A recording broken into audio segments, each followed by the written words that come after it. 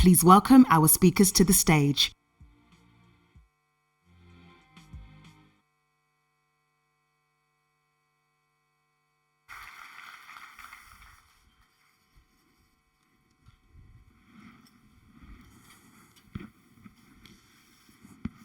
Hi, morning everyone, and welcome to this session where we hope we're going to be responding to some of the threats and issues and challenges that Caroline has raised.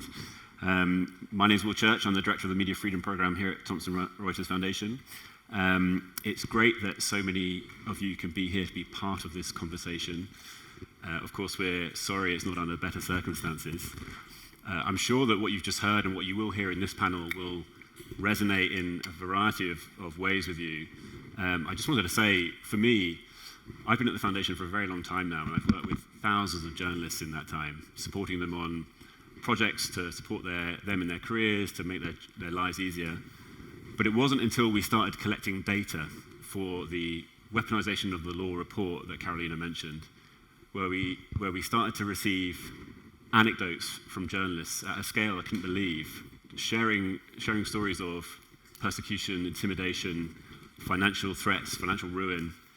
And we realized that these are journalists that we have worked with at TRF, and they are our friends, and it seemed to us that they'd almost been suffering in silence for some of these things. So that has been a real wake-up call, certainly a strong motivator, but also a very humbling experience. It also dawned on us that in the time, certainly the time I've been at the Foundation, these issues weren't previously on the table, or they weren't as big a threat as they are now. We feel, though, now that it's grown to such an extent that it potentially puts the efforts of all the other work we're doing to support the industry, all the efforts of so many in this room, in jeopardy if we don't address it. So that's brought an urgency to this case and this conversation. But I'm confident, Carolina finished with a call to join in, and I'm confident after this panel, after hearing from our amazing speakers, that everyone will be inspired to do that. So I'd like to introduce them all, and then we'll get going. So we are joined by, from this end, Caoilfhionn Gallagher, KC at Doughty Street Chambers, Sebastien Lai, son of Jimmy Lai and a pro-democracy campaigner leading the Free Jimmy Lai campaign. We're joined by Dario Milo, Adjunct Professor at the University of Wits and a partner at the Wentzel law firm and a member of the high-level panel of legal experts on media freedom, and Lauren Seyfried Kirby, Civil Society, Labour and Media Office Director at the Bureau for Democracy, Human Rights and Governance at USAID. Just a quick question. A quick point. We are going to have questions in this panel.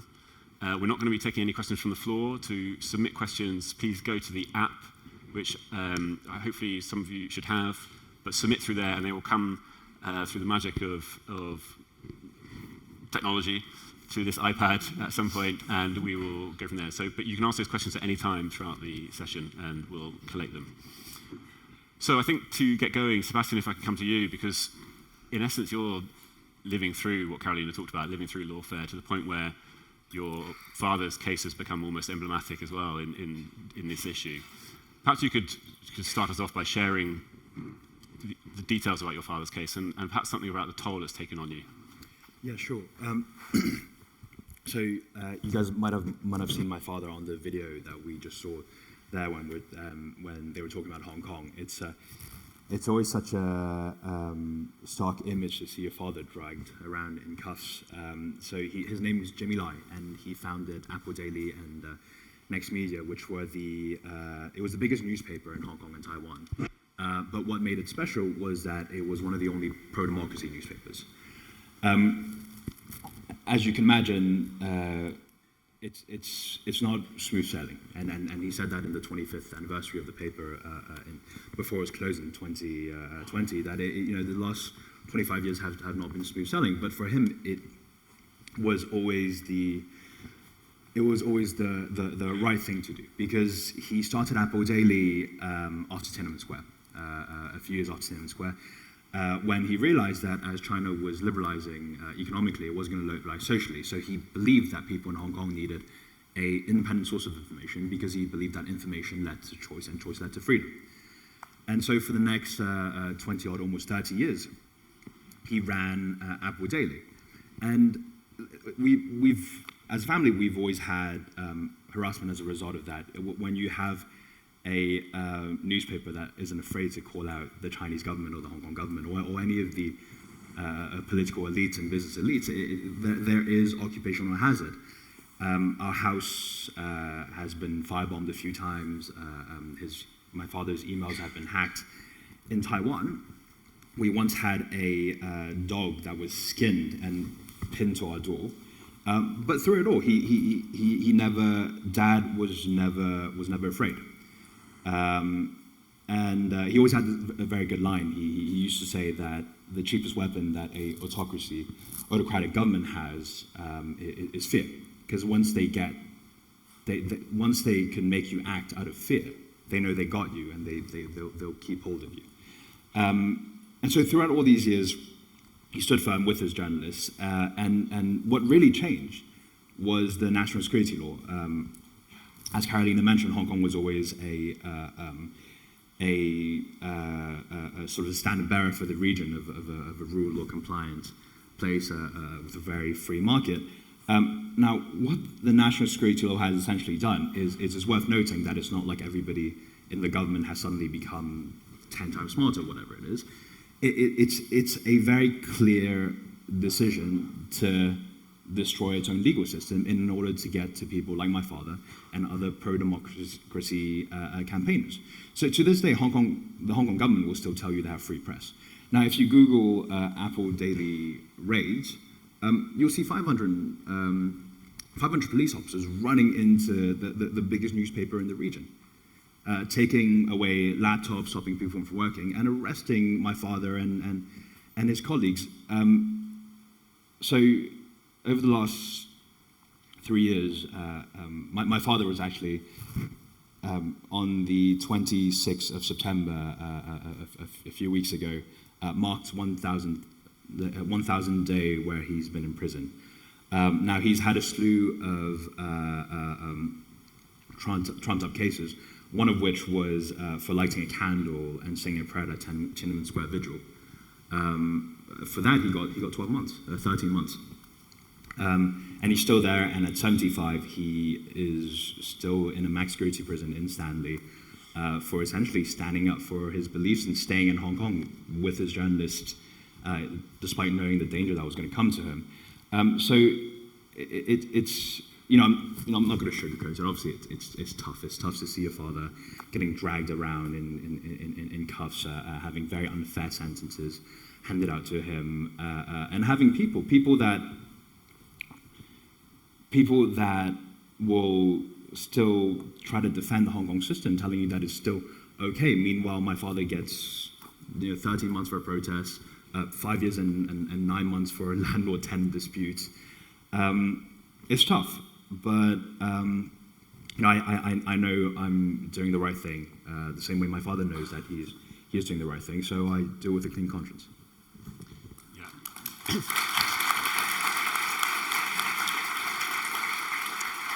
Yeah, I think we all accept you and your father and many of the defenders that we've heard of today are showing incredible courage and can almost dismiss it and wear it, but it certainly comes through to all of us.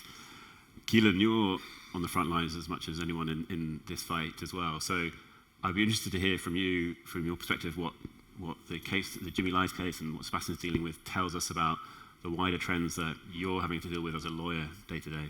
Of course, well, I have the privilege of acting for two remarkable men. For Jimmy Lai, age 75, a British national.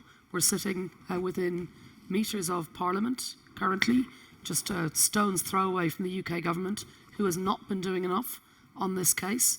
And I also act for Sebastien Lai, his son, who is having to do what so many families of journalists end up having to do, and that is fighting a war on two fronts. As if the China and Hong Kong authorities aren't a large enough enemy, Sebastien is also having to battle with his own government, with the British government, to get them to take this case seriously.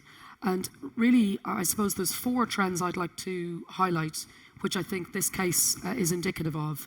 And many of them pick up on points that Carolina looked at in the outline of that excellent report. And for those of you who haven't seen it, when it was published in April, it's well worth taking a look at. The first is lawfare, so creative use of the law to try to silence journalists. Now, of course, it's part of the raison d'etre of journalists to tread on powerful toes, and authorities around the world hate them for it. And for many years, many of you in the room will have experienced authorities challenging you, or powerful voices challenging you simply for doing your job, for being journalists. But this new trend of law being used in a creative way to try to silence the journalists, and also to try to slur the messenger as well as the message itself, is something that now we're seeing emerge. So instead of using traditional legal tools like defamation laws, for example, we're increasingly seeing the use of national security laws, for example, as we see in Jimmy Lai's case. And we also see a whole range of other types of laws being used. Let me give you one example. Bloomberg journalists in Turkey ended up being prosecuted under the capital markets law because they had written reports about the currency. And the argument was that they'd undermine national security because by writing financial reporting, they were undermining the currency and undermining the state. And now that's a different type of threat to try to deal with. And we're also seeing increasingly journalists being targeted in a way that suggests that they're untrustworthy. So Jimmy Lai charged with a lease violation, with fraud, in completely spurious charges, condemned by the US government, condemned by the UN, condemned by the European Parliament, not condemned by his own government, the UK. But they were sham charges designed to say this man is a fraudster. Maria Ressa, my client in the Philippines, similarly charged with tax evasion. So the idea is to say this is an untrustworthy person. You can't trust them, you can't trust their journalism. Mir Shakil or Rehman in Pakistan, owner of GeoTV, similarly charged with a fraud-related offence 3 decades after it allegedly happened. So these are things which we're now seeing happen. And the idea is to try to undermine the journalists. That's the first thing. And I should say, one of the real problems with lawfare for journalists who are facing it is that it's like a kind of legal whack-a-mole, because quite often you're fighting a war on multiple fronts. So here we had with Jimmy Lai, him facing charges for his involvement in pro-democracy protests, charges for this spurious landlord and tenant dispute, charges under sedition, charges under the national security law. Maria Ressa facing 11 charges at the same time. Daphne Caruana Galizia, I have the privilege of representing her family. Before she died, she was facing multiple lawsuits, 48 lawsuits at the time of her death. So the idea is attrition. So going after them in multiple ways so that it distracts them from doing their job. That's trend one. Trend two that's really important to highlight is that Jimmy Lai is not an individual journalist. Jimmy Lai is a media owner, and also his media company was itself indicative of a broader principle. So it was set up, as you've heard so powerfully from Sebastien, in the wake of Tiananmen Square in order to speak truth to power and to hold Beijing's leaders to account. It was unashamedly pro-democracy, anti-corruption. It criticised Beijing's leaders like Li Peng, the butcher of Beijing, right from the outset. And for years, Sebastien's family was targeted in multiple ways. You've heard about, for example, that horrific story about the pets. And those of you who are familiar with Malta and Daphne Caruana Galizia's story will know chilling overlap there, where their family had precisely the same thing. So you had, for decades, his family being targeted because of this media empire. And the idea of shutting down the media company is you don't just put one man in jail, you stop the printing presses and you send a chilling message to any other journalist who dares to speak out in Hong Kong. Keep silent or you'll be next. Now there's other examples of that. Jose Ruben Zamora, you've just heard very powerfully from his son there about that happening in Guatemala too. Maria Ressa with Rappler in the Philippines, Mir Shakil or Rehman in Pakistan. So that's a new trend. Don't just go after individual journalists. Try to shut down the very media houses. So in one blow, you can do far, far more damage. A third trend is China using the long arm of the state to try to silence its critics wherever they may be and shut off Jimmy Lai's support network. Now, Sebastien has been threatened himself with criminal charges, and we as his lawyers, Tatiana Eatwell's also in the room with me, who's on the international legal team, we've also been threatened with criminal charges. We've been called enemies of the state in Chinese state media, and we have been threatened that because we've even gone to the United Nations, and Sebastian's spoken at the United Nations with Tatiana, and we've raised Jimmy Lai's case at the United Nations, the allegation is that that in itself is a criminal offence. In fact, even by having this discussion here in this room, we're probably all committing an offence under the national security law. So this is deeply chilling. And this is something which doesn't just affect support networks in Hong Kong itself, it affects all of us, wherever in the world we may be. And the final example I wanted to give is that some governments are simply not doing enough to speak up in these cases. And here is one very, very powerful example. Sebastien wrote, and we wrote on Sebastian's behalf, in December 2022 to the Prime Minister, Rishi Sunak, and to James Cleverly, the Foreign Secretary, asking for a meeting about this case. Jimmy Lai is a British citizen imprisoned in circumstances which the UN, the US government, the European Union, and even the Foreign Office in its 6 monthly reports has condemned under a law which they have all said is unjust. And yet, Sebastien, 10 months on, has been refused a meeting with the Prime Minister, has been refused a meeting with the Foreign Secretary.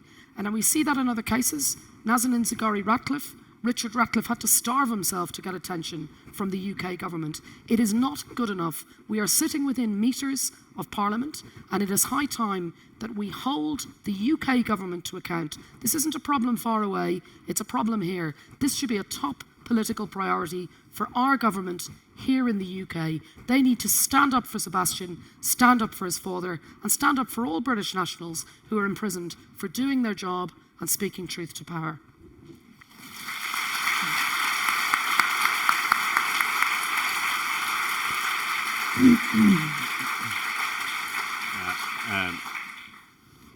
There are so many threads we could pick up there on, and like it's amazing just the routes to the destruction that bad actors can take. It just seems never ending, right? The different ways in which they could clamp down on journalists and the media profession. I'm going to jump though to the core of the session, which is about fighting back.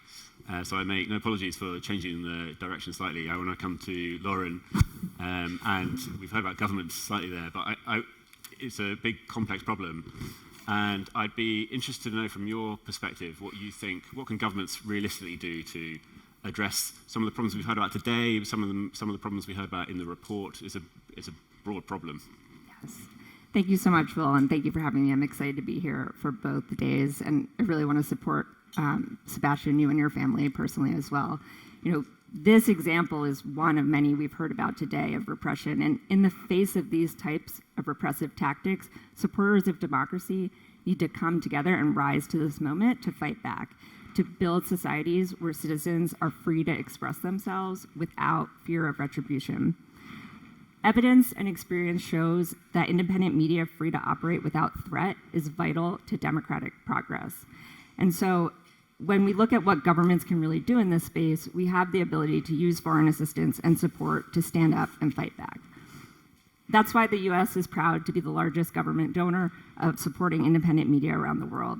And specifically at USAID, where I work, we are committed to investing in innovative solutions that respond to locally identified development challenges. In this case, as we've heard, this is really hearing from the journalists and legal actors directly about what is needed for independent media to survive and thrive. This is how we developed one of our newest initiatives called Reporter Shield. We heard directly from reporters and legal experts about the threats that they were facing in the attempts to silence and bankrupt their work. And so we created this unique model. It's a membership-based model where organizations are able to apply and become members so that they are able to receive a variety of services. This includes preventing lawsuits before they happen by providing training and pre-publication review. This includes responding to legal threats as they arise, whether online or in written letters. And then in specific cases, it will provide legal defense to organizations and journalists directly related to their reporting and stories. Other types of lawsuits we've heard about today will also be referred to the broader network of legal experts that we're building under this initiative. This effort is really inspired by different organizations we've heard from around the world. Specifically, you can think about the Serbian investigative news outlet Creek, which has seen more than 12 lawsuits since 2021. That's more lawsuits than they have employees. And the damages that are being sought are over $1 million, which is 3 times their annual budget. So we can see that especially small outlets, in the face of these threats, the intensity of these threats, they will not be able to survive without the support that we're hoping Reporters Shield can not only give and provide, but also to serve as a deterrent, to say that the cost of coming at these journalists is going up. It will no longer be a low-cost effort, right? We have been working on this for about 2 years, so I'm really excited to say that Reporters Shield is rolling out right now. It's rolling out in the Americas, in Europe, and Central Asia in the coming weeks. And in early next year, we'll be reaching out into the Middle East, Africa, and the Caribbean. At the same time, as we've heard here today, we're also seeing increased attacks on the lawyers defending not only journalists, but human rights defenders around the world. So USAID also works with these individuals and associations to provide capacity building assistance to prevent and mitigate these threats as they arise. And the US government also often stands quite closely and diplomatically with these individuals in these cases. We have seen instances where we're able to push back for journalists who have been disbarred or blocked from other civil defense and get them back and working. And that is one thing we're very, very proud of. And so I would say, while we're looking at both the programmatic side and the support we can provide directly to journalists, we also know that diplomatic solidarity is very important. Yeah, absolutely. And I think we will touch on some of those things a bit later on. It's great to see. I think Reporters Shield responds directly to some of the recommendations that were in the report we produced earlier this year, and it's great to see like capacity coming into the system. Dario, Lauren talked about innovative solutions. From your perspective, can we look to the law itself to fight some lawfare? Are there innovative ways we can deploy the law? Well, I can talk from a South African perspective, which is my jurisdiction, and. In the last year and a half, there have been two developments that, to me, illustrate the art of the possible certainly in a well-developed common law legal system, such as South Africa and many countries around the world. The first is in the area of slaps, and it speaks to, of course, what Carolina said. One of the most prominent threats journalists face around the world is defamation cases still, and particularly the slap lawsuit. And in South Africa, we don't have legislation to deal with slaps, unfortunately, because that certainly is the gold standard. And countries like, or certainly certain provinces in Canada, many states in America, and now the EU and the UK moving in that direction, and that's certainly to be welcomed. We didn't have that luxury in South Africa, and increasingly the phenomenon of slaps brought by multinational corporations, mining corporations against environmental activists and protesters, of course journalists and other human rights defenders and truth tellers in the firing line of some very prominent slap lawsuits in the last decade. And I was fortunate to act for a number of environmental activists in the case that came before our Constitutional Court, which is our highest court in the land last year, and where we argued that you need to develop, in the absence of legislation, a common law defense rooted in abuse of process to deal with slaps. And the Constitutional Court, I'm happy to say, responded very favorably to that and said that there is a slap defense developing the common law, which is, the essence of which is that you are, as the slapper, abusing the legal system because you're not proceeding, for example, in a defamation case to vindicate your reputation and to seek compensation for harm you've actually suffered, but you are doing it to chill, to intimidate, to harass, to shut down, firstly, your immediate critic, or critics, but also others who might dare to criticize you.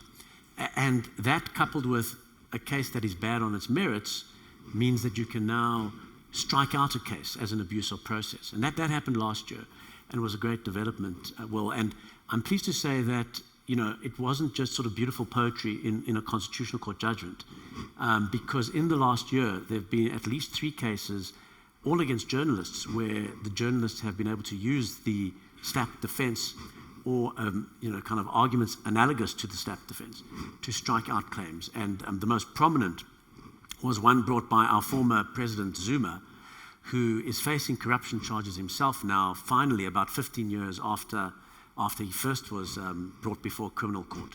And in response to that, there is a particular legal journalist who has been reporting on that corruption case of his for that almost 2-decade period.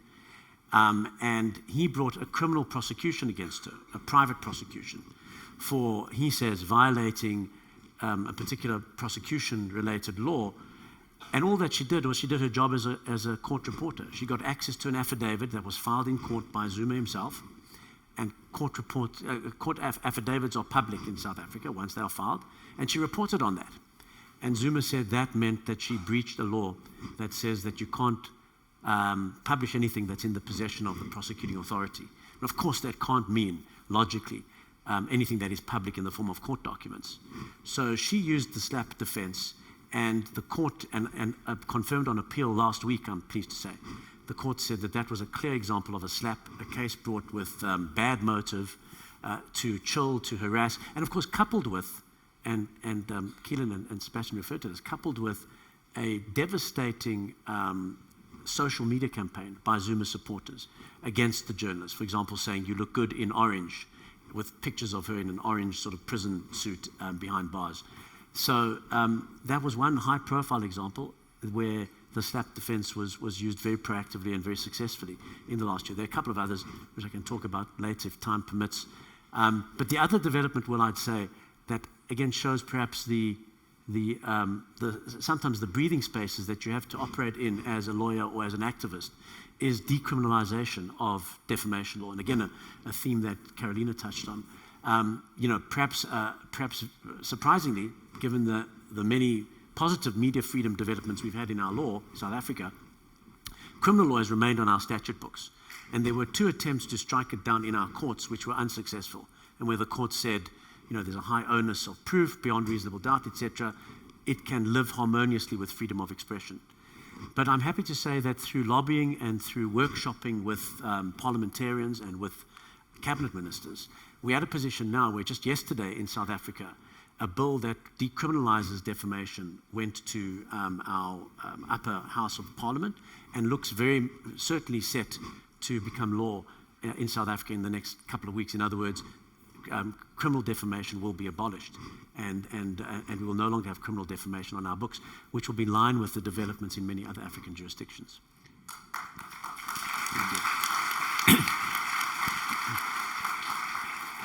They're great examples. But if I can just pick up on one, just almost a supplementary question, I guess, is you talk about the success you've had in decriminalising defamation. This is as an example in South Africa. Why has it worked in South Africa? And I guess a broader question is, are we being a bit simplistic, trying to analyse everything all at once and find solutions? Do we need to be much more specific to jurisdiction, to region, dare I say it, sort of the West versus the global majority countries? I mean, that's a bit basic, but how should we approach this? Well, it's a great question, and actually it resonates strongly with the criminal defamation example in South Africa, because although our constitution, for example, says that we are enjoined to follow international law, and we may consider foreign law. So you'll find lots of foreign judgments cited in South African cases, like the slap case. At the end of the day, often you have to go for a bespoke solution for your country, using whatever leverage you can in the country concerned. And the criminal defamation example is one, for example, where our lobbying efforts on the part of the media were designed to say, you are out of step, South Africa, with the rest of Africa. There's an African Court of Human Rights decision, CONATE, which says you can't put people in jail for defamation. Zimbabwe has abolished criminal defamation. Zambia, Kenya, Uganda. The East and West African regional courts that have said criminalising speech is a problem. And South Africa is out of step with these other countries. So it was very much an advocacy or persuasive exercise that leveraged off the fact that this is actually an African solution to the problem. Because often, certainly at the level of our legislature, you will find resistance to American concepts. The New York Times versus Sullivan approach, for instance, has not found favour in our law, either at the legislative or the judicial level. It's seen as an extreme sort of First Amendment approach, whereas our Constitution balances rights, dignity, reputation against freedom of expression and media freedom. And so I suppose that was a bespoke solution which hopefully will reap dividends based on the jurisprudence in the region, on the continent. And I think that was a rewarding way to adopt it. Yeah, great to hear. It's great to hear the innovation coming through in every answer here. I'd love to pick your brains on whilst you're here, on legal innovation, lawfare versus lawfare. Yeah. Thoughts on that? Yeah, sure. So I suppose core message is the enemies of media freedom are creative, so we in response need to get creative too. And I suppose there'd be three main headings that I'd draw on. The first is we've got to be much more creative in the networks that we use to support journalists. So we were speaking earlier, and you heard in Carolina's outline, that now we're seeing not only media laws being used, so defamation laws, for example, but also counter-terrorism laws, also things like intellectual property laws, so copyright laws, for example, or I gave that Bloomberg, the capital markets example, or you've got all of those cases where people are pursued for fraud or a landlord and tenant dispute. So all of that means that if you, as a media organisation or as a freelance journalist, have as your on your speed dial a media lawyer who can help you in a defamation case, that's not actually very much use in many of the threats that you're facing. You're going to need a much wider network. So I think something like this is really important. We need to get much better at having a much broader network of lawyers with different types of skills who are ready and available. And I think we can think about ways we can take that forward. Also, it's not just legal networks. You've heard from all of the speakers. I mean, Dario was just talking there about the combination, how these kind of attacks are often a combination of legal attacks combined with something else. So Jimmy Lai's case we've seen as a powerful example of that, or Maria Ressa in the Philippines, facing horrendous online attacks, threats at the same time as facing the legal attacks. So we also need to be more creative with our networks outside law, and lawyers sometimes, I think, are a little close-minded and focus only on the legal issues, but actually the attack that the journalist is facing or the media organisation is facing is an attack on multiple fronts, with law being part of the weapon in the armoury, but not the only weapon. So we also need to make sure our networks are broader. Second broad heading is, and I'll take this very quickly because it is quite nuanced, obviously, and it goes to your question, Will, on do we need bespoke solutions? The nature of the threats that we need to counter, of course, depends on the state. And fundamentally, the way that we counter threats to media freedom and lawfare in states that are rule of law compliant is very different to what we do in states that are not rule of law compliant. So what we do about Iran, Russia, China, Hong Kong, Saudi Arabia is fundamentally different to what we might do in a Council of Europe country, for example. So rule of law compliant states, some of the things at the top of my list would be anti-SLAPP laws, legal aid in these cases also. People shouldn't have to be scrambling around trying to rely solely on, for example, pro bono support, which of course is very valuable, but may often mean that you don't in fact get the specialist support which you might need.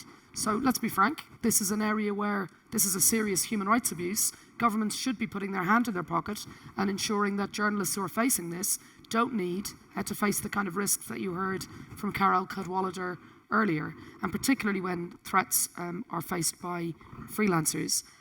I do also think in non-rule of law compliant states we need to have much more effective use of international law mechanisms to hold these states to account. And that does also involve, I'm afraid, states putting their hands in their pocket. Why are the UN Human Rights Council special procedures essentially glorified volunteers? So none of those special rapporteurs or the working group in arbitrary detention are paid. They don't have proper resourcing. Now, you wouldn't accept someone at intern level in the UN being asked to do it on a voluntary basis. Why, with these hugely important roles, are states not properly providing resourcing?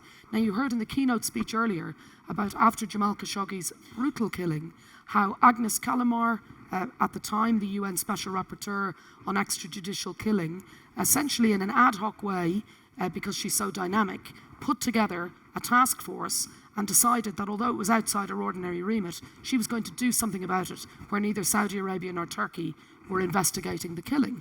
So she did that. But this was just a single UN Special Rapporteur on a shoestring budget, pulling it together and making it work, and relying on pro bono support from a brilliant lawyer who's in the room, Tatiana Eatwell, who was one of the people who provided her with advice. So that is not good enough. States need to fundamentally change the way in which they approach that system to make it more effective.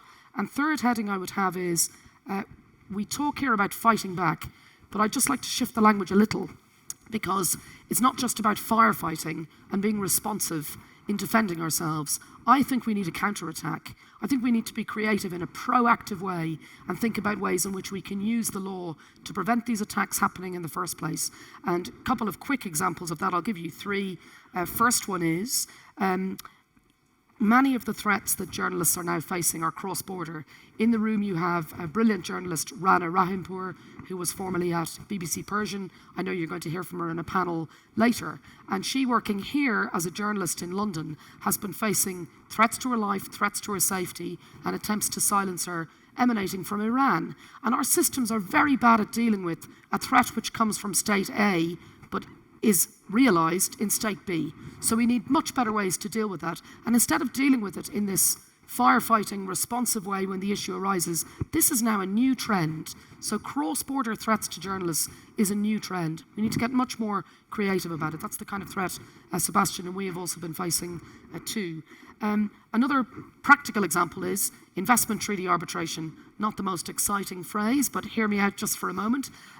When media organisations set up in countries which have a constitution where they claim to protect freedom of expression, like Egypt, for example, which are parties to the ICCPR and other international standards, when they then fail to comply with those standards, it would be very useful if media companies could use investment treaty arbitration to say, you've essentially taken an investment from me, I've set up a media house in your country under false pretenses. You told me you were rule of law compliant, you told me you supported freedom of expression, and you don't. The reason investment treaty arbitration is really useful is many of the states we're talking about that aren't rule of law compliant have insulated themselves, so it's very difficult to bring them to an international court. But many of them still want to be a financial hub, a place where investment treaty arbitration works, and so on. So quite often that's a Trojan horse, and it's a way you can get in to target the state for violating human rights in the way that they are. So we need investment treaty lawyers to be supporting us in this work if we want to get creative. Last example, Jimmy Lai is a paradigm example of arbitrary detention of a journalist for doing their job. You've heard many other examples there, including Jose Ruben Zamora in Guatemala. States need to have more creative ways of ensuring that they have legal solutions and policy solutions so that they have a strategy to secure the freedom of people like this. And frankly, it is strategyless what we deal with. Every single time I have a cartoonist or a journalist or a human rights defender imprisoned abroad who's a British national, you do not get a sensible strategic solution from the government here about what they should be doing. I'm encouraged by the fact that Labour has recently announced a new envoy on arbitrary detention abroad, something that the US does effectively. I know it could do it more effectively, but the US does do that effectively. I'm encouraged to see that Labour is now treating this as a political priority. The current incumbents across the road should do the same, and so should many other states around the world. Arbitrary detention of journalists is a trend that we're now seeing, and instead of just trying to deal with it on a case-by-case basis, there needs to be an underlying strategy, preemptive work done, so that when you have Maria Ressa jailed for doing her job and everyone scrambling around to try to get her out of prison, or when you have Jimmy Lai behind bars for over 1,000 days, people aren't starting from scratch. They have a strategy, they put resource and thought into it, and they've also given legal weight to those mechanisms. So they're all key things we should do. That's a long shopping list, and it's a start. I was very pleased to see some colleagues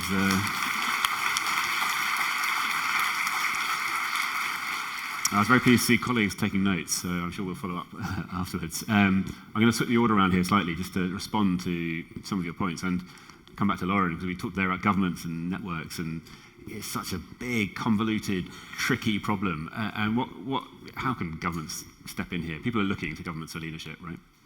Yes, absolutely. We can be doing more and we must be doing more, right? This is an imperative that we see as a threat to media anywhere, as a threat to democracy everywhere, right?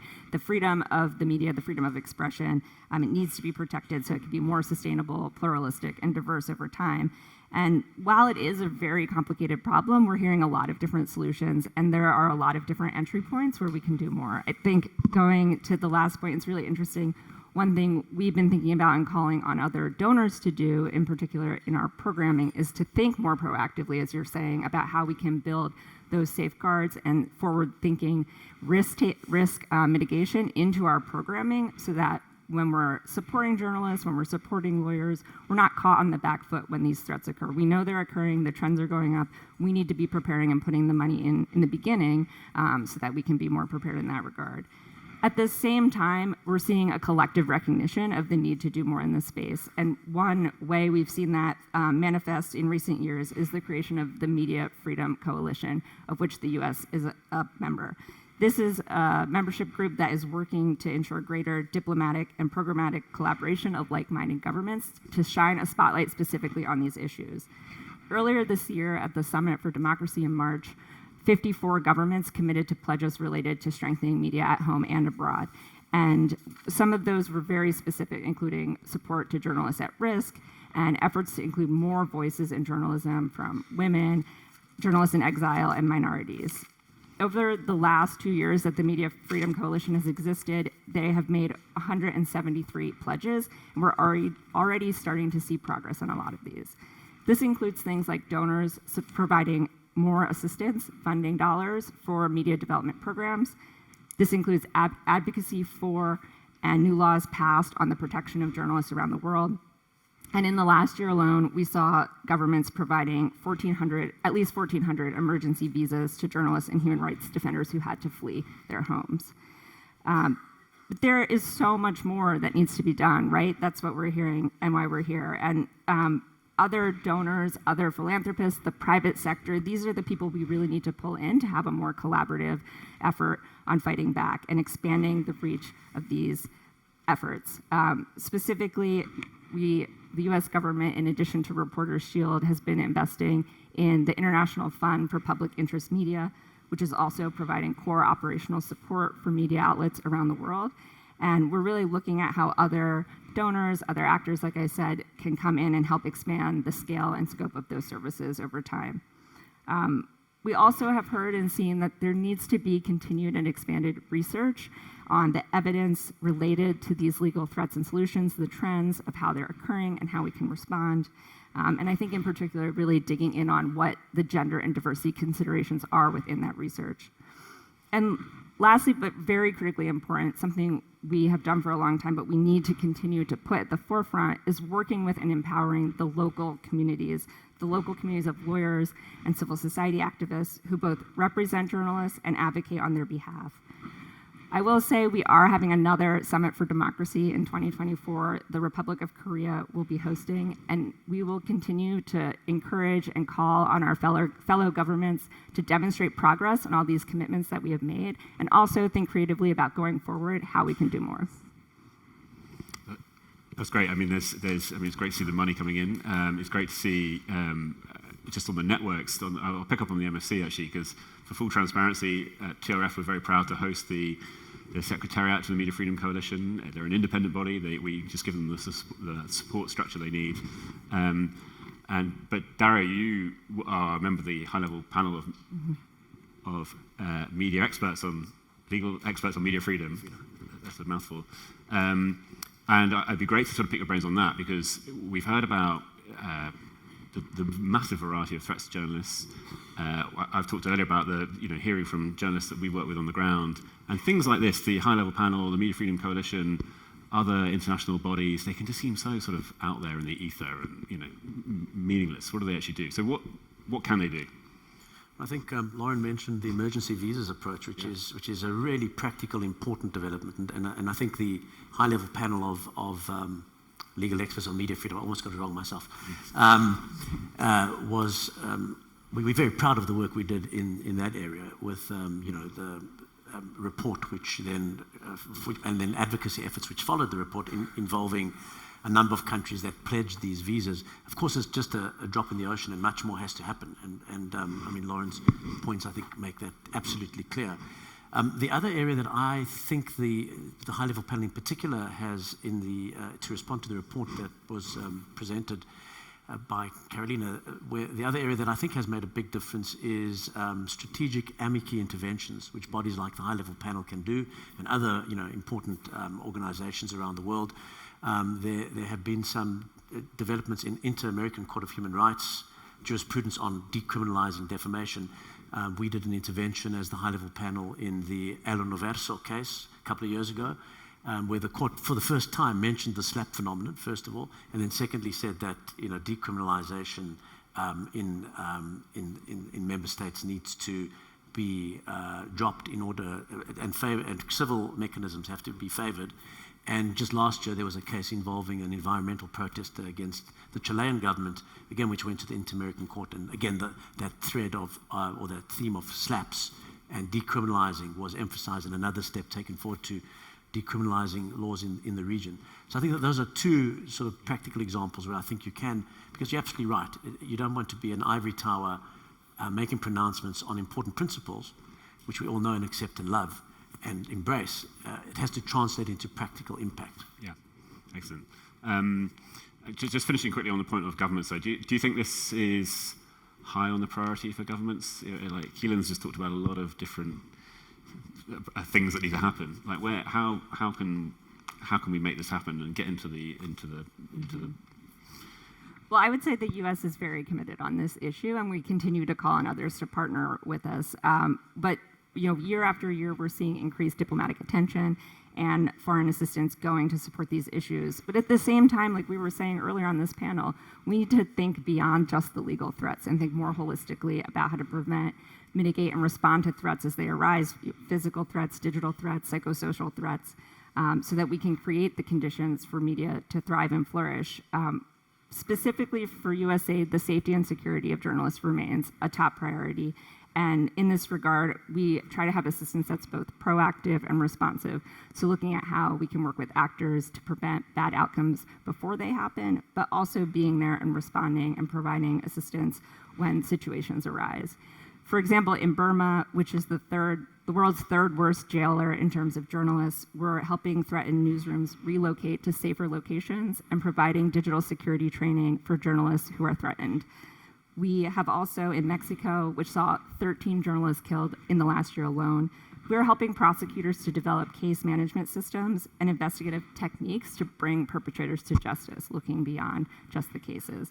And the US government more broadly, through the State Department, has an assistance fund called the Lifeline Embattled Civil Society Organizations Assistance Fund, which provides emergency assistance as well as grants to human rights defenders and activists who are threatened for their work, including specifically journalists and media actors and outlets. We also want to emphasize that protection is very important, but we need to look more comprehensively as well. And so when we're looking at how to maintain journalism as a whole, not just the journalists, we also are looking at ensuring the financial stability and survival of these outlets in the face of digital trends. We also know that these outlets that are more stable, that have skilled staff, that have engaged and committed audiences will be more resilient in the face of threats. And so one example of this approach that we're working on right now is called the Media Viability Accelerator. It's a partnership with Microsoft and other media supporters, including Internews and the Reuters Foundation, to build a digital platform where partners can get extensive data about their financial viability, where they can track their own performance analytics, and where they can work on sustainability with trusted actors. And so our vision is that over time, things like the Media Viability Accelerator will help bolster media to be stronger and more stable in the face of a variety of these attacks, including legal attacks. That's great. I mean, there's so much going on, but it's balance always of how to prioritize. And obviously, we in this room, I'm sure the lawyers want more support to the legal profession, and we'll go around in circles. Quickly, I haven't forgotten you, Sebastien. I would love to come back before we go to the Q&A session. Thanks for all the questions coming in. You've been thrown into this world, right? This is not your choice to be part of this community. And I would love to learn from you, from your observations, from coming to this world, what you think have been the blockers and obstacles to success for you, and maybe what are the things that have worked in your favour? Yeah, so in my father's specific case, it's regarding a place that was rule of law compliant and became non-rule of law compliant. Whilst I completely agree with the problem of anti-SLAPP lawsuits and whatnot, one very interesting thing about the Hong Kong government now is that, like I said, they basically took a blunt tool to their own legal system in order to get to people like my father. Now, as a result of that, I've actually, my father's actually gotten a lot of support from, as I mentioned, the U.S. government, State Department, and incredibly grateful, because I think a lot of people understand that the case of my father and the case of Hong Kong and the case of Apple Daily is one where these people, my father included, decided to stay in Hong Kong, knowing the consequences of knowing that what that meant. In my father's case, it means that he's still in jail to this day. He decided to stay with his reporters when he could have left. It's a case of both media freedom, but also the greater freedoms that media freedom fosters. The rule of law, the free press, the freedom of speech. And so, as a result of that, all the people that I've met that are officials or journalists or civil society understand what's at stake. Understand that Hong Kong, this place that had these things and I don't have them anymore. They understand that it's quite a special. Obviously, it's a very bad turn of events, but it's quite a special turn of events, and it's their responsibility as a democratic government. So the US have done that, and the EU have done that, and the UN have done that, to call Hong Kong out on it, to tell them that this is not acceptable. We can't, in all good conscience, say that you're still rule of law compliant while you have 1,500 political prisoners in jail. And again, this goes back to what Keenan was saying about our own government. And going to obstacles, that's one of the obstacles that we've really had. In going out and meeting a lot of, just to iterate, my father's a British citizen. He arrived in Hong Kong on a boat when he was 12, and it's the only citizenship he's ever held. When he was born in China during the Cultural Revolution, you didn't get papers. So it's really saddening that the government isn't speaking out on his behalf. So I had a meeting with a diplomat, a very high-level diplomat from Canada, and an absolutely lovely guy. And I was telling him my father's story, and it's always a very weird situation to be thrown in, to have to sort of convince people that your father matters. It's obviously it matters to you, but why does it matter to everybody else? And he stopped me midway, and he's like, "Look, Sebastien, I know your father's a good guy. I'm on side." And just those few words, I was really taken aback, and it almost made me tear up a bit, because when I'm in the UK and I'm speaking to the current administration, it always feels like you have to justify it. And truth be told, there's been a lot of people in MPs, including Ian Duncan Smith, Baroness Hannah Kennedy, Lord Alton, who's been incredibly on-side, incredibly helpful. But it's heartbreaking that you have to justify this man who gave everything he has in order to stand up for liberty to the current administration and to get them to speak out. And then I realized, actually, it doesn't matter what great thing my father did. It doesn't. In the end of the day, he's a UK citizen, and it's a promise that the UK government needs to stand up for their citizens, no matter what it is. If you're unjustly detained in another country, that is their responsibility. It doesn't matter if you did you're a publisher or a journalist. And I think, in terms of protecting journalists against lawfare, it's freedom of speech is freedom of free press.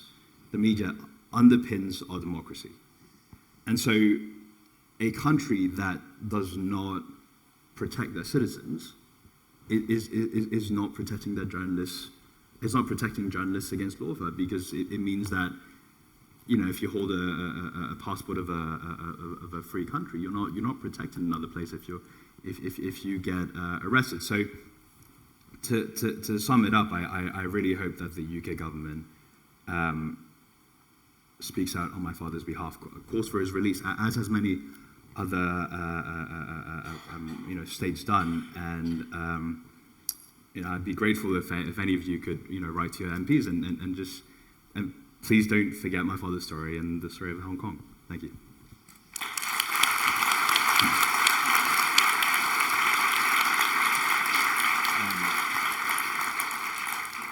sounds like there's something there about the UK government and empathy that maybe needs a little work, right? We're going to do a quick. Thanks for all the questions that have come in. I appreciate we're running out of time, so we're going to do a quick fire round of questions, and then finish up with another question. There are a couple of questions around the knowledge gap and education for journalists, and I wonder if anyone could talk to that. Like I've lost the questions, but there were a few of them. So looking at perhaps Dario, you could talk to this, like, because I know you work at university. Like, is there something about training in the newsrooms? Are journalists aware of the legal dangers? The threats are changing so much. Should we be looking at these things? The training of journalists is absolutely critical in my experience, and both in my university capacity, but also as a practicing lawyer. We insist on having regular sessions to update. And to Keelan's point, I mean, the creativity of the enemies of media freedom around the world mustn't ever be underestimated, so that you can't just do an ordinary sort of update on media law. You know, you've got to look at, in our practice, for example, we have capacitated ourselves with criminal law experts who we can reach out to on an urgent basis if a journalist is facing a weekend in jail because of a trumped-up charge. And the other slap case I was referring to was leaked documents which the journalists got, one of the top investigative journalist outfits in South Africa, and where they then were threatened with arrest because the allegation was they were accessory to a theft because the documents had been taken by a whistleblower who was not recognized as a whistleblower by the company, of course, concerned. So I think it's education, absolutely, training, absolutely, but not just on sort of the typical kind of media law training that we do. It has to be a far broader spectrum, and it is very, very important. Is that the Amu Bungani case you're referring to there? Yeah, yeah. right. I was on the phone to them once, and you phoned them up, and they hung up on me immediately, so they could. It was about this case, and I was reassured that they had motivated legal cover, but it made me realise that actually, imagine not having that legal cover. Imagine not having a motivated resource law representation when you're put into that case.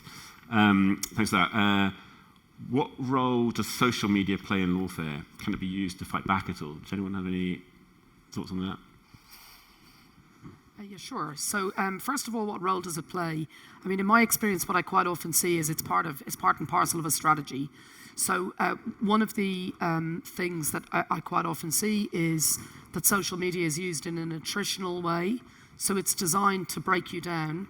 And, you know, that's something that we see, for example, in your case. You know, I and others on the legal team have faced kind of rape threats, death threats, threats to my kids just for being involved in the case. You know, that is something that many civil society activists working on Hong Kong have also experienced. And it often comes part and parcel of a range of other things. So on a day that's very important in Sebastian's father's case, for example, quite often what we'll get is a whole range of threats through multiple different types of sources, which have been taken seriously by the authorities, but they're all sent using VPNs, and the people are outside the jurisdiction, so we're told there's very little that can be done. We also get simultaneously attempted hacks on our email accounts, but also on our personal bank accounts.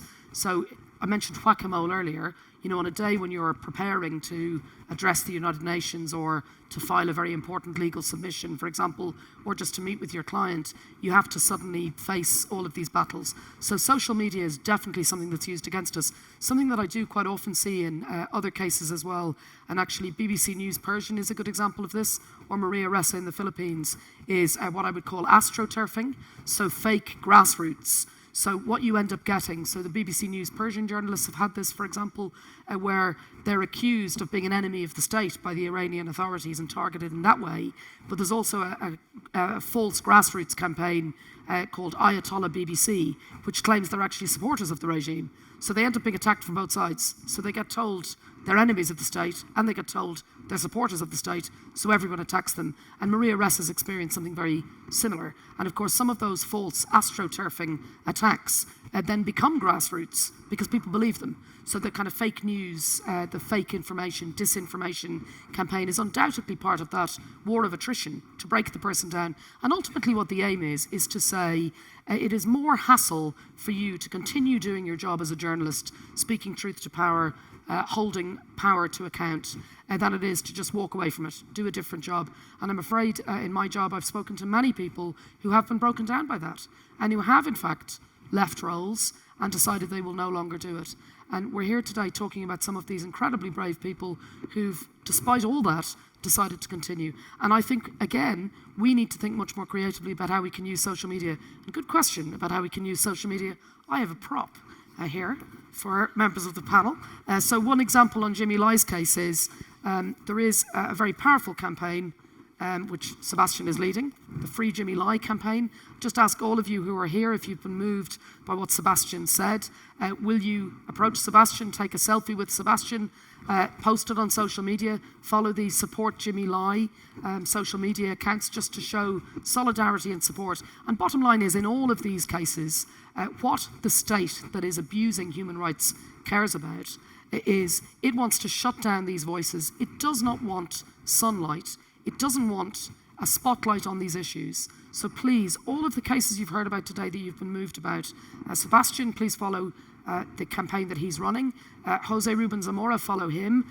Follow Maria Ressa, follow Rana Rahimpour when you hear from her later. Follow people like Jodie Ginsburg, Rebecca Vincent, who are highlighting these cases. So use social media yourselves to raise your voices because they hate that. They don't want attention on these cases. So we can push a counter-narrative and use social media for good.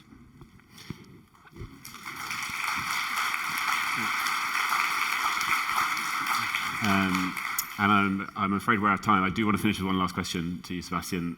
We've heard all the threats, but we've heard, I think, some encouraging. There's sort of light through the trees, and there's lots of work going on to solve problems. But unfortunately, your father is in jail, and the case goes on. How do you feel? Are you encouraged? Are you disheartened?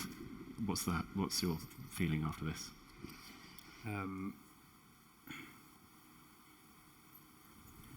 It really is a roller coaster. I sometimes feel like it's a fight against time because, as you know, my father's 75, so at any point he could pass away. But look, I think in the end, I'm reminded of something that my father said actually when he was first arrested. He was arrested in August 2020, and he was let out for the first time on bail. They asked, he comes back home, he tells us not to be afraid. And that's one thing I never had when I was a kid. I never had fear because he was always there. And he says, if someone asks him, like, Jimmy, do you regret it? Are you going to leave? And he thought about it for a second and said, well, lying in there on the floor, I think about the last 30 years and think about, is there anything that I would have changed, would have done differently? And then he turns around, smiles, and says, "Not really." So I'm immensely proud that to have the father that I have, I think I'm optimistic that he has such a beautiful story and he stands for these principles that we all believe in, and he was willing to give everything for these principles. So I know that there's going to be a good ending to this. That's lovely. Thank you so much for sharing.